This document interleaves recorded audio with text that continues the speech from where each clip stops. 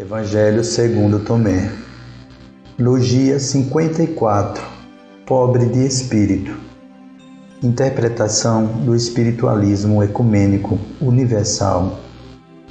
Disse Jesus: benditos os pobres, porque deles é o reino dos céus. Nota: para a transmissão deste ensinamento, transcrevemos palestra proferida pelo espírito que se intitula Joaquim. Buscamos desta forma transmitir todo o sentimento com o qual ela foi impregnada e que é o fundamento deste ensinamento, afastando-nos um pouco da técnica até aqui utilizada para a decodificação do Evangelho de Tomé. Bem-aventuranças. Vamos falar da página mais bonita do Novo Testamento. Esta passagem ficou conhecida como Sermão do Monte e é composto de diversas frases pequenas que sempre começam da mesma forma: bem-aventurado. Assim, este ensinamento faz parte das bem-aventuranças, que foi o ensinamento que Jesus transmitiu no Sermão do Monte. Mas o que é bem-aventurança? Bem-aventurança, felicidade eterna que os santos gozam no céu. Mini Dicionário Aurélio. Bem-aventurança é viver a vida no reino do céu, no estado de felicidade plena. Ver Logia 3. Jesus mostrou nessa frase o caminho para se viver a vida com Deus. É um mapa do tesouro, um ensinamento onde se mostra o caminho para ser bem-aventurado, ou seja, ser feliz, ser santo. Não santo como o ser humano entende, mas sim no sentido de ser de Deus. Aquele que é de Deus é santo, o que não é de Deus é morto. Ver Logia 1. Jesus deixou estes ensinamentos como um caminho a ser seguido por aqueles que querem alcançar uma vida com a glória de Deus. As bem-aventuranças são os ensinamentos que o espírito precisa praticar se quiser viver com Deus. É o caminho, é o mapa que vai mostrar o maior tesouro que pode ser alcançado na vida material: viver com Deus. Não existe tesouro maior para um espírito do que viver na glória do Pai. Viver com Deus, porque Deus é a alegria e a felicidade eternas. Os bem-aventurados vivem felizes e alegres para sempre. No bem-aventurado, a tristeza não tem morada. O sofrimento não encontra abrigo e a raiva passa muito longe, porque essas não são coisas de Deus espirituais, são coisas do homem material. É o ser humano quem busca os sofrimentos negativos e não Deus que lhe manda. O caminho para viver desta forma, espírito na carne e não ser humano, Jesus traçou no Sermão do Monte, mostrando qual é a reta que o espírito na carne tem que seguir para encontrar a glória de Deus. Nas bem-aventuranças está o caminho para se receber a honra de ser tratado como filho pródigo, que, mesmo quando foi embora e gastou todo o dinheiro do pai, este o recebeu como o filho perdido que retornava à casa. As bem-aventuranças são o caminho de retorno à casa do Pai, o caminho que conduz diretamente à casa de Deus. Benditos os pobres, porque deles é o reino dos céus. Pobre é aquele que passa necessidades porque tem poucas posses. Se a frase é bendito os pobres de espírito, podemos, com o conhecimento do significado do que é ser pobre, afirmar que o ensinamento de Jesus quer dizer: bendito o espírito que tem pouca posse. Mas qual a posse de um espírito? As posses de um espírito são os sentimentos, a energia. A única coisa que o espírito possui são os sentimentos que ele nutre. Assim, a frase de Jesus já passou a ser entendida da seguinte forma: bem-aventurado os que têm pouca posse de sentimentos, porque deles será o reino dos céus. A pouca posse de sentimento que um espírito deve ter para viver no reino dos céus não deve ser medido em volume de sentimentos, mas de qualidade destes. O espírito deve possuir um único sentimento em toda a sua existência: o amor. Este sentimento é formado pela junção de 3 outros: alegria, compaixão e igualdade. Portanto, quem tem só 3 sentimentos é pobre, pois possui poucos sentimentos, pois existem muitos outros no universo. É preciso ter só o amor e não outros sentimentos, como a raiva, a soberba, a desonestidade. É do amor que vêm os outros sentimentos: a honestidade, humildade, carinho, amizade, etc. Todos estes sentimentos originam-se do amor e necessitam dele para existir. Vamos então entender o que Jesus realmente falou. Benditos aqueles que só têm o amor, porque deles será o reino dos céus. Só o amor deve ser a posse do Espírito. Só aquele que tem exclusivamente amor dentro de si pode viver no reino do céu. Para saber se esta conclusão está certa, basta compará-las às leis de Deus. Deus diz que não devemos ter raiva dos outros. Como podemos deixar de ter raiva de uma pessoa que nos machuca, que nos ataca com um tapa? Só com o amor.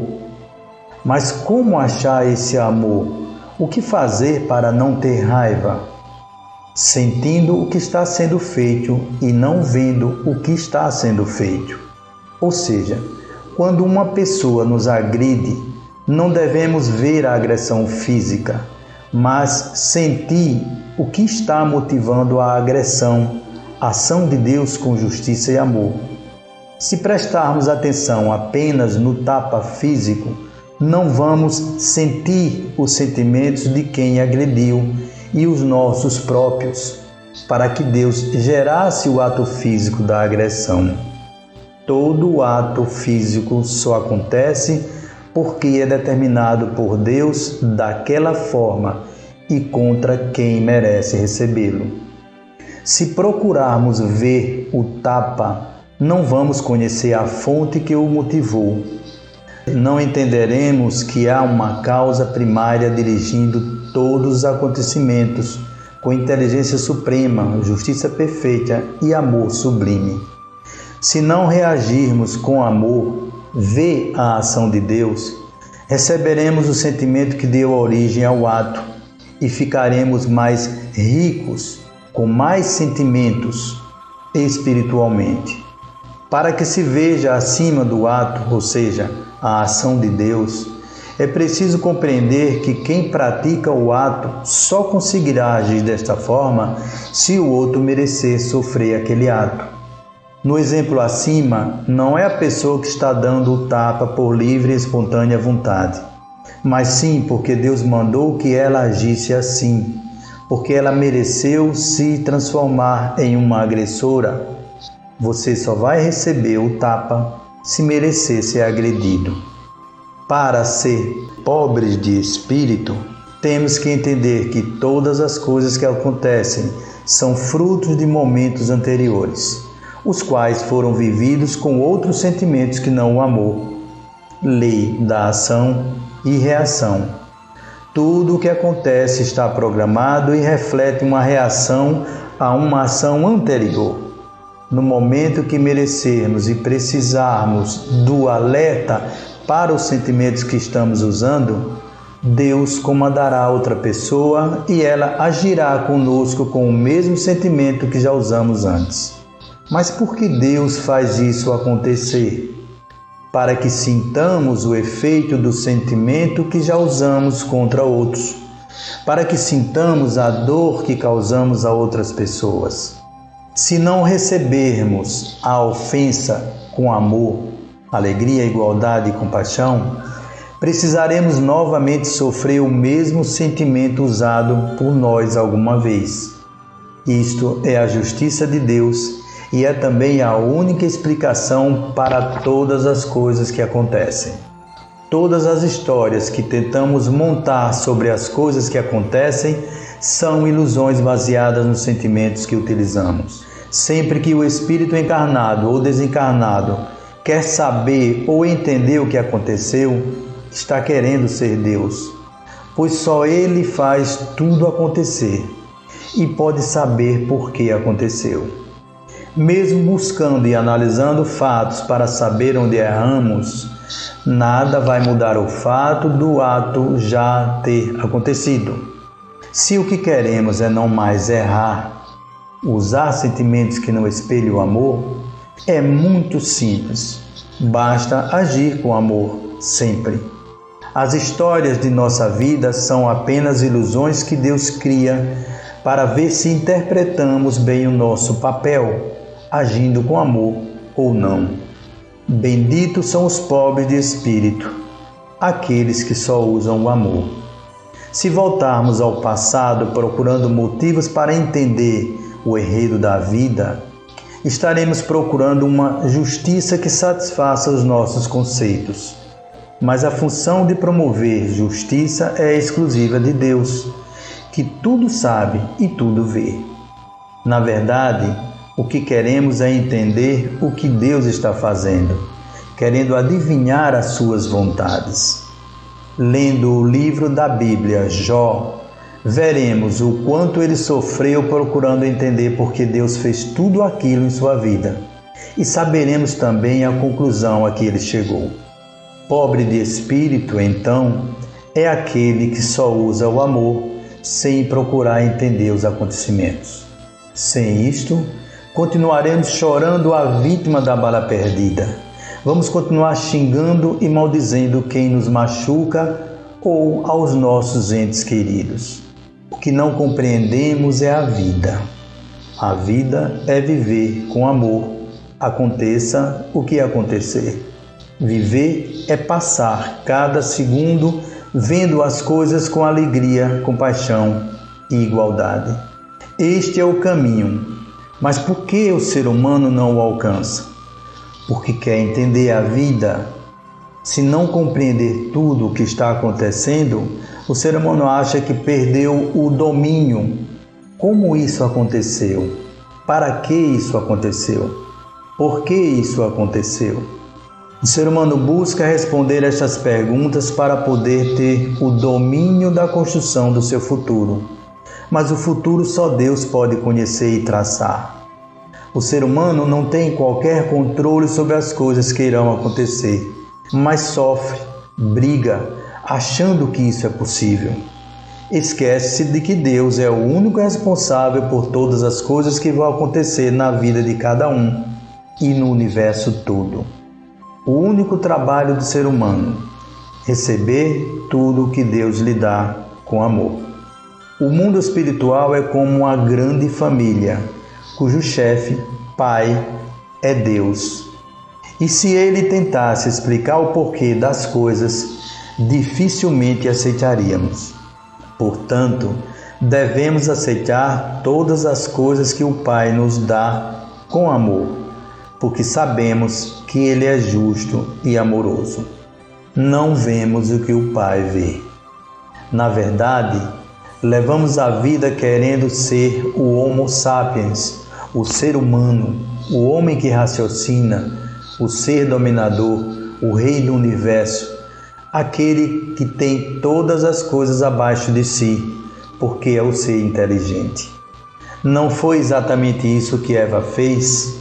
A cobra disse ao casal que Deus não queria que comessem o fruto da árvore proibida, mas Eva achou que seria bom ter todo o conhecimento como Deus. O que Eva fez foi querer ser Deus, ou seja, ter o poder de criar as coisas do universo, ter o comando do destino de sua vida, dominar as situações, julgar o bem e o mal. O puro, o simples, o pobre de espírito é aquele que vê as coisas acontecendo e não pergunta para quê, como, onde e porquê, só reage com amor.